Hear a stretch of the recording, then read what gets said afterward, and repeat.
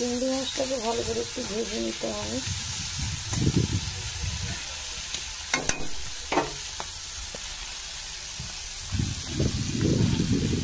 আর এই দেখো শাক,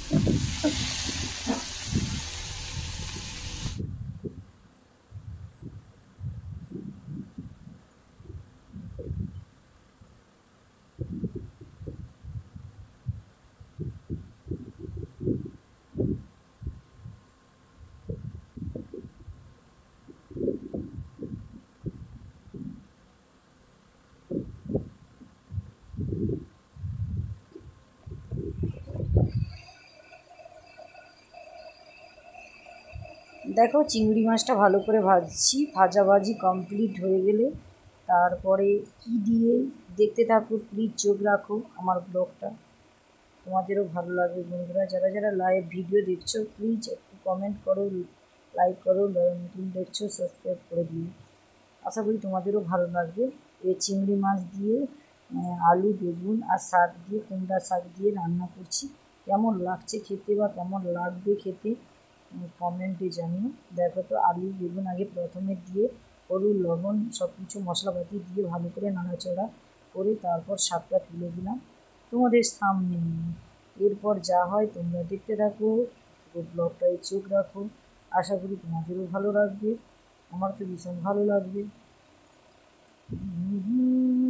তারপর দেখো হলুদ দিয়ে দিলাম, তারপর একটু লবণ দেবো। এরপর কি দেবো, তো মেন জিনিস এই তরকারিটার মেন জিনিস হলো আদা। দেখো আদা তো পেস্ট করতে মনে নেই, তাহলে এই যে চাঁচুনি দিয়ে চাঁচিয়ে দিয়ে দিলাম ভালো করে। দেখো এইভাবে নাড়াচাড়া করছি। যদি তোমরা বাড়িতে নিজেরাও বানিয়ে খাও, পুরো সিম্পল রান্না এটা সবার। দেখো কত সুন্দর হয়ে গেল আমার সবজিটা।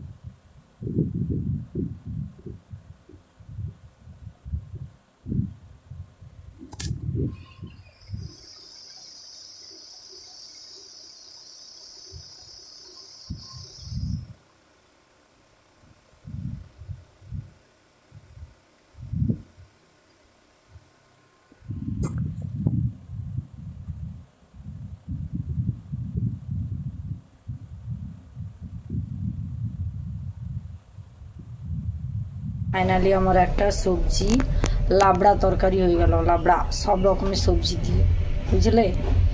যারা যারা খাবে চলে আসবে আমার বাড়ি।